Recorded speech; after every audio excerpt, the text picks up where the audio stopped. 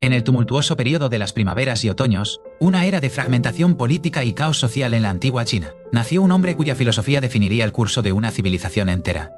Su nombre era Kong-Qiu, pero la historia lo recordaría como Confucio, el maestro Kong. Nacido en el año 551 a.C., en el pequeño estado de Lu, en la actual provincia de Shandong, su origen era modesto, descendiente de una familia de la baja aristocracia que había caído en la pobreza. Desde joven, Confucio mostró una sed insaciable de conocimiento y una profunda reverencia por las tradiciones y rituales de la dinastía Zhou, una edad de oro que él anhelaba restaurar. Su madre, Yan Shengzai, lo crió sola en la pobreza después de la muerte de su padre cuando él tenía solo 3 años, inculcándole valores de perseverancia y rectitud.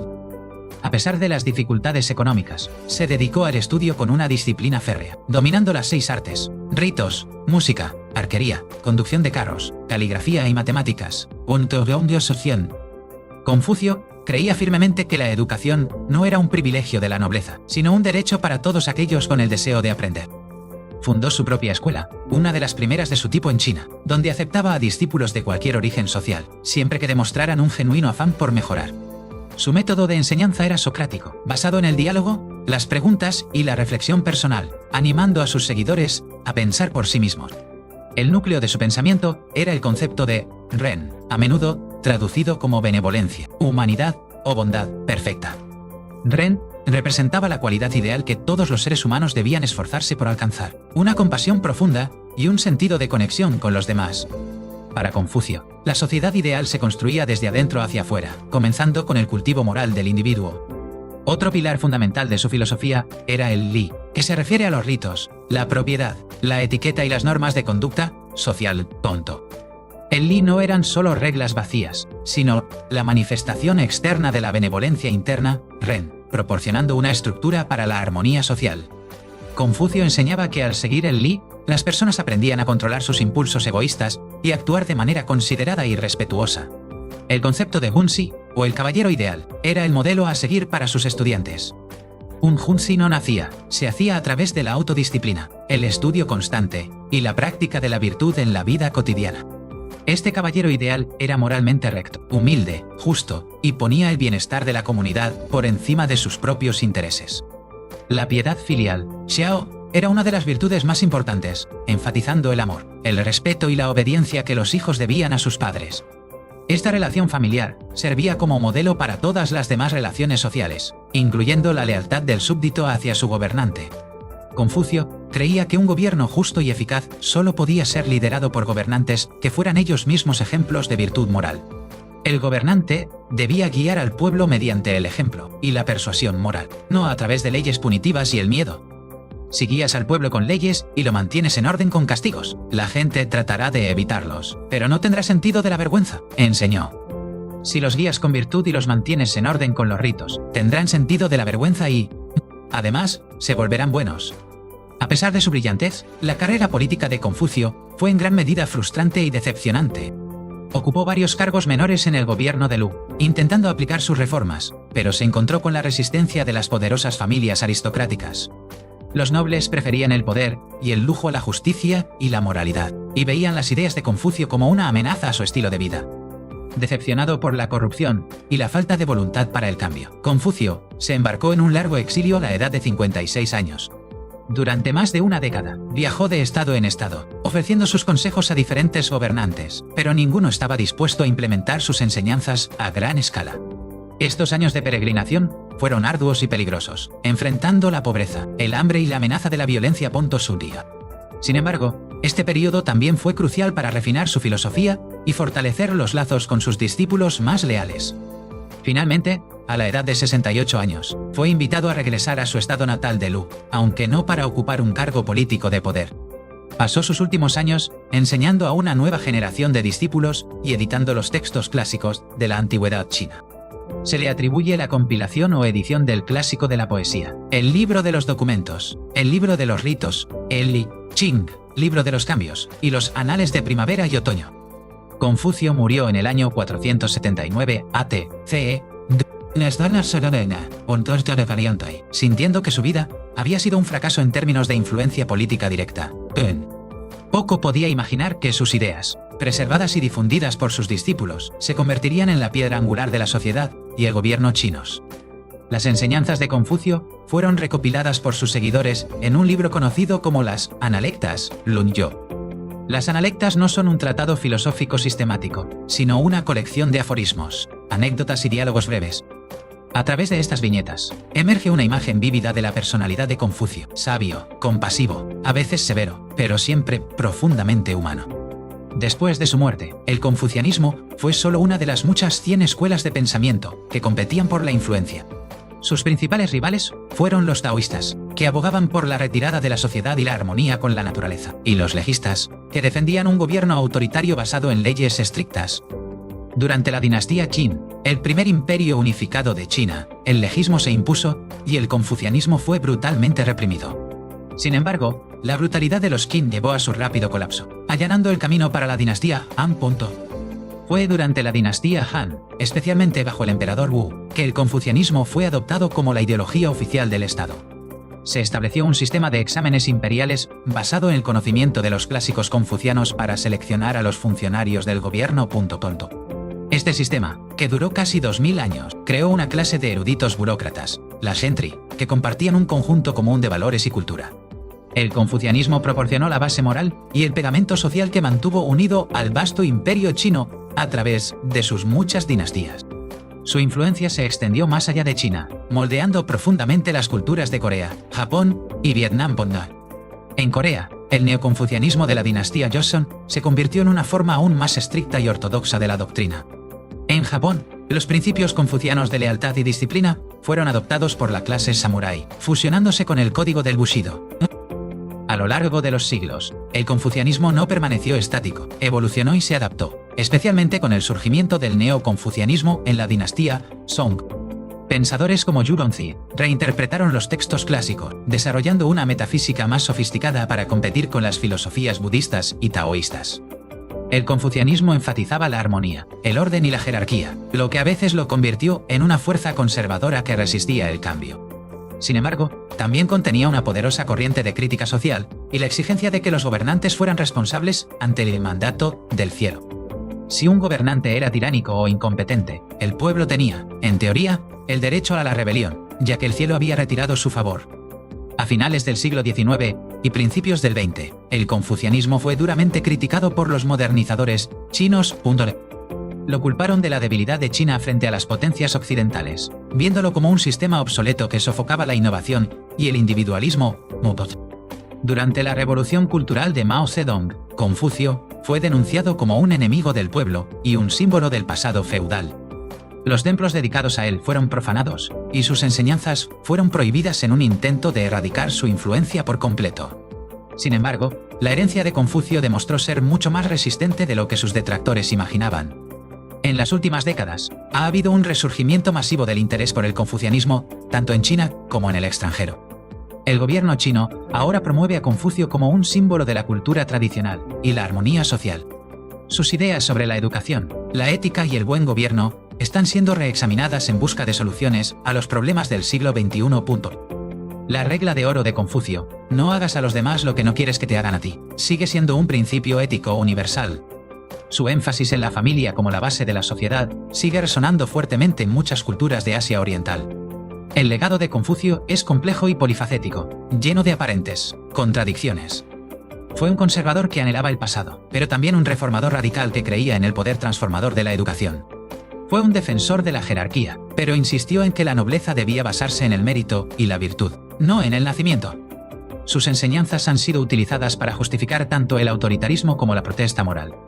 Más de 2 milenios y medio después de su muerte, el maestro de Lu sigue siendo una de las figuras más influyentes en la historia de la humanidad. Su búsqueda de un mundo más justo, armonioso y humano, continúa inspirando a millones de personas en todo el mundo. La historia de Confucio comienza en una época de desorden, donde los valores morales parecían haberse perdido por completo. Su padre, un comandante militar de cierta reputación, murió dejando a la familia en una situación precaria. Confucio tuvo que aceptar trabajos humildes en su juventud, como supervisor de graneros y cuidador de ganado, para mantener a su familia. Esta experiencia temprana le dio una comprensión directa de la vida y las dificultades de la gente común. Se casó a los 19 años y tuvo un hijo y 2 hijas, estableciendo su propio linaje familiar. Su pasión por el aprendizaje lo llevó a buscar a todos los maestros que pudo encontrar, absorbiendo conocimientos de historia, música y rituales. No era un innovador en el sentido de crear algo completamente nuevo, sino un transmisor y revitalizador de la sabiduría antigua. Él se veía a sí mismo como un transmisor, no un creador, que creía y amaba a los antiguos. El concepto de Yemin, o la rectificación de los nombres, era crucial para su visión del orden. Que el gobernante sea gobernante, el ministro sea ministro, el padre sea padre y el hijo sea hijo, declaró. Si las palabras no se corresponden con la realidad, la confusión y el caos son inevitables. Un gobernante que no actúa como un verdadero gobernante no merece el título. La música, Yue, también desempeñaba un papel vital en su sistema, como una herramienta para cultivar la armonía interior y social. La música elegante y refinada, Yayue, podía calmar las pasiones y promover el equilibrio, mientras que la música licenciosa conducía al desorden. Se dice que después de escuchar una pieza de música antigua del legendario emperador Shun, Confucio estuvo tan absorto que olvidó el sabor de la carne durante 3 meses. Sus discípulos más famosos, como Yan, Hui, Ilu y Zigong, representaban diferentes facetas de su enseñanza. Yan Hui era su favorito, un alma pobre pero increíblemente brillante, que comprendía la esencia de sus enseñanzas sin necesidad de muchas palabras. Silu era impetuoso, valiente y leal, siempre listo para la acción, aunque a veces necesitaba ser refrenado por el maestro. Zigong era un diplomático y hombre de negocios elocuente y exitoso, que a menudo cuestionaba al maestro de manera práctica. A través de sus interacciones con estos y otros discípulos, las analectas revelan la aplicación práctica de su filosofía a la vida real. Confucio no enseñaba sobre lo sobrenatural, los espíritus o la vida después de la muerte, prefiriendo centrarse en los asuntos humanos. Cuando se le preguntó sobre la muerte, respondió: si no conoces la vida, ¿cómo puedes conocer la muerte?